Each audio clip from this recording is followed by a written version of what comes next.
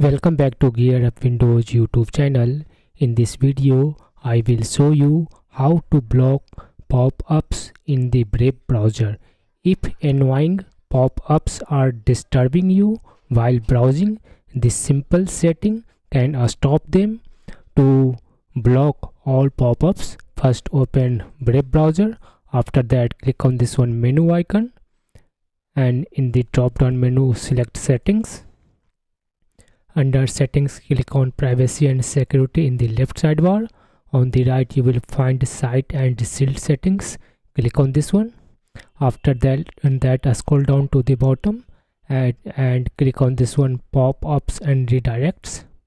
Here you will find two options: sites can send pop-ups and use redirects.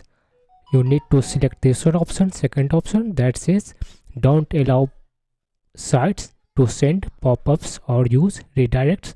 After that, you can close this one window. These settings will be saved automatically. That's all about this video. If you are new to our channel GearUpWindows, kindly subscribe it, and if you love this video, press thumbs up. Bye bye.